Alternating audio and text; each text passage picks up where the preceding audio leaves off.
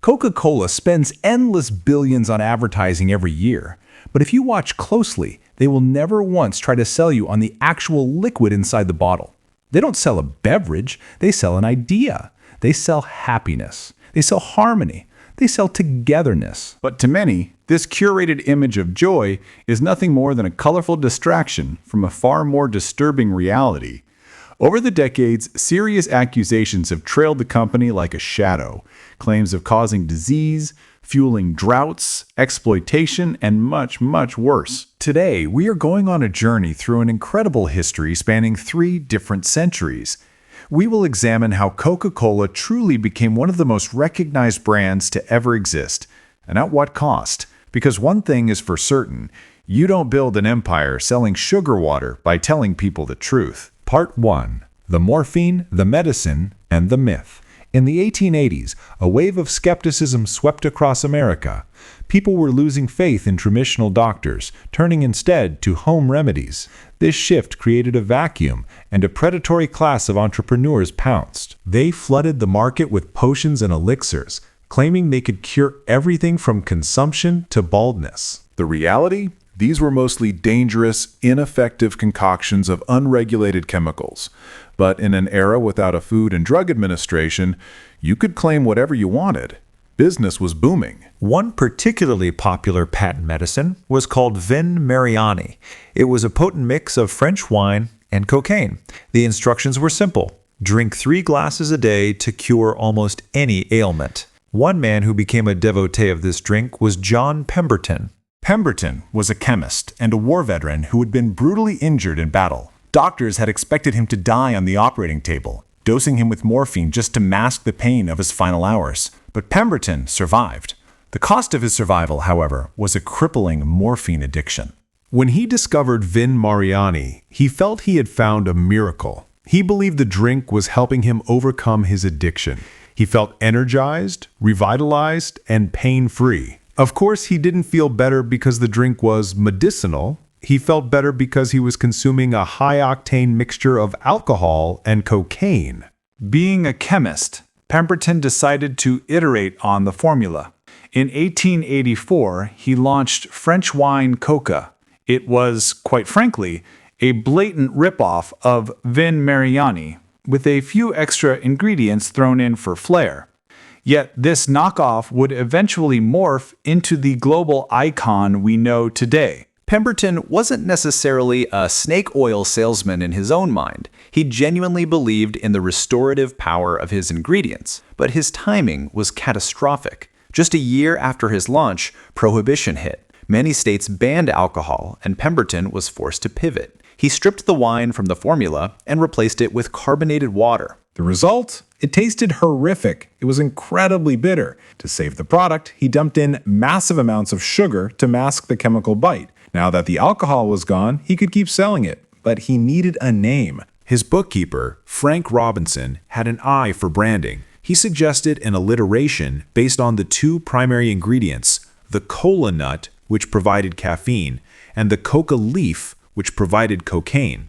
He wrote it out in the flowing Spencerian script we still see on every bottle today, Coca-Cola.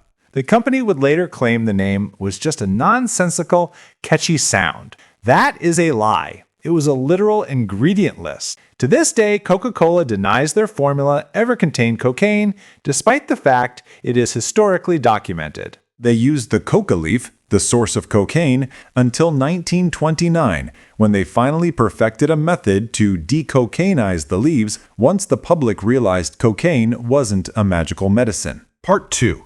The birth of a marketing titan. By the late 1880s, the wine was gone, but the customers weren't coming. Pemberton was still trying to sell it as a brain tonic for headaches and upset stomachs, but the market was crowded with 1,000 other tonics making the same claims. Coca-Cola didn't stand out. Meanwhile, Pemberton's health was failing. His morphine addiction had returned with a vengeance, and his body was giving out. In 1888, John Pemberton died penniless. He passed away with no inkling that his bitter tonic would one day be the world's most famous beverage. Just before his death, he sold the company for a mere $2,300 to a man named Asa Candler. Candler was a workaholic with a vision. He immediately began buying up every outstanding share of the company to gain total control. Later investigations suggested that some of these documents may have contained forged signatures.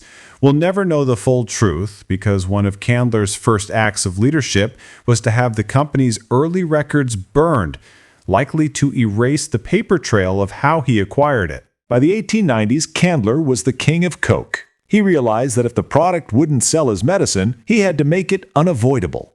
He began a campaign of saturation. He plastered the logo on barns, billboards, and placards. He wanted people to see the red and white script everywhere they turned. Then came a stroke of marketing genius. Candler contacted pharmacies and asked for a list of their best customers. He then mailed those people free coupons for a glass of Coca-Cola. It was the first free trial in mass marketing history. The logic was cold and calculated. Give them a taste, and they'll be customers for life, especially since the drink contained highly addictive caffeine and, at the time, trace amounts of cocaine. The pivot worked. Candler stopped marketing it as a medicine for the sick and started selling it as a refreshment for everyone. This move saved the company. Soon after, the patent medicine industry came under fire for fraud, but Coca-Cola had already successfully rebranded as a soft drink. As profits soared, Candler doubled down on the wholesome image. He began paying celebrities and athletes to endorse the drink. They even hijacked the image of Santa Claus. While they didn't invent Santa, they popularized the modern image of the jolly man in the red suit, always holding a cold Coke. The goal was simple: link the brand to the purest joys of childhood. Part 3. The Bottling Blunder and the World War. Initially, Coca-Cola was only sold at soda fountains. This was a dream for the company. They only had to ship the syrup, and the local pharmacy would mix it with water. Low shipping, high margins. But in 1899, two lawyers, Benjamin Thomas and Joseph Whitehead, approached Candler with a radical idea: let's bottle it. Candler thought it was a terrible idea. Bottling was expensive, the glass broke easily, and the logistics were a nightmare. He didn't want the risk, so he signed a contract giving these two men the exclusive rights to bottle Coca-Cola across most of the U.S. for a fee of just $1. He figured he had nothing to lose. He was wrong. Bottled Coke became a cultural phenomenon. People loved the convenience. But because Candler hadn't taken the idea seriously, the contract he signed had no expiration date and no provision to raise the price of syrup. He had essentially locked himself into a deal that would cost the company millions in legal fees and buybacks over the next century. However, the real global explosion came not from a boardroom, but from a battlefield. When World War II broke out, the U.S. government began rationing sugar. This should have been a death sentence for a soda company. But Coca-Cola's executives were masters of lobbying. They made an audacious claim: Coca-Cola was an essential wartime product. They argued that it was vital for soldier morale and provided a necessary energy boost for the troops. Through sheer political maneuvering, they got a Coca-Cola executive appointed to the rationing board. The result? Coke was exempted from sugar ration, while every other candy and soda company was forced to scale back. The company's president promised that every man in uniform would get a bottle for 5 cents, wherever he is and whatever it costs our company. They lost money on each bottle, but it was the greatest marketing investment in history. They weren't just selling soda, they were selling patriotism. Behind the scenes, the government even helped fund the construction of 64 bottling plants overseas to ensure the troops had their Coke. These plants were built on the taxpayer's dime under the guise of American influence. When the war ended, Coca-Cola didn't just have a loyal fan base of millions of returning veterans, they had a global infrastructure ready to conquer the world. Part 4. The Nazi Connection and the Birth of Fanta. There is a darker chapter to the World War II story that the company rarely mentions in its wholesome retrospectives. While Coca-Cola was positioning itself as the ultimate American patriotic brand, they were also doing business with Nazi Germany. In the years leading up to and during the war, Coke was a massive success in Germany. They didn't want to lose that market. To keep the German public happy, They distanced the brand from its American roots. The Coca-Cola logo was displayed alongside swastikas. Coke was distributed at Hitler Youth rallies. But as the war intensified, shipping the secret syrup from the US to Germany became impossible. Max Keith, the head of Coke's German operations, needed a solution. He instructed his chemists to create a new drink using only what was available in a war-torn country, mostly leftover scraps like apple fiber and whey. They called this new drink Fanta. It became a sensation in Nazi Germany, largely because it was the only thing available. There are even accounts suggesting that Keith used forced labor from concentration camps to keep production moving. When the war ended, Keith didn't face repercussions from the company. He was welcomed back, the Fanta profits were handed over to Atlanta, and Fanta became a permanent part of the Coca-Cola family. Part 5. The Strategy of the Cradle. Today, Coca-Cola is available in every country on Earth except for Cuba and North Korea. Their dominance is total. But how do they maintain it in an age where people are more health conscious? They use a strategy called cradle to grave. The objective is to hook a customer as early as possible. One marketing executive famously noted that it is much easier to get a vulnerable child to become a lifetime user than to try to convert an adult later.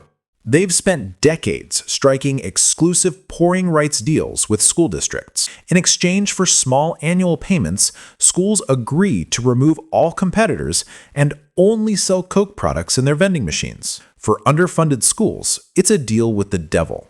For Coke, it's a way to ensure that the taste of happiness is the only taste children know. When health data began to emerge in the 1980s, showing a direct link between sugary sodas and the skyrocketing rates of obesity and diabetes, Coke didn't back down. They took a page out of the tobacco industry's playbook, manufacture doubt. They poured millions into scientific studies that conveniently concluded that sugar wasn't the problem. Lack of exercise was. They lobbied against sugar taxes and dietary guidelines, often donating to the campaigns of politicians who would protect their interests. They even faced scrutiny for the caffeine content in their drinks. While they claimed it was for flavor, blind taste tests showed people couldn't tell the difference between caffeinated and caffeine-free Coke. The only real difference? Caffeine is addictive. Coca-Cola is more than a company. It is a masterclass in the power of narrative over reality. They have successfully associated a brown, sugary liquid with the most sacred human emotions: Christmas morning, the triumph of soldiers, the laughter of children. But behind the red and white curtain lies a history of morphine-addicted founders, forged signatures, wartime double-dealing, and a relentless pursuit of the young and vulnerable. The next time you hear that familiar PSS ch of a can opening and feel that refreshing new feeling, remember, you aren't just drinking a soda. You are consuming a century of secrets, polished to a high-gloss shine by the most powerful marketing machine the world has ever known. Because at the end of the day, you don't build an empire by telling the truth. You build it by selling the dream.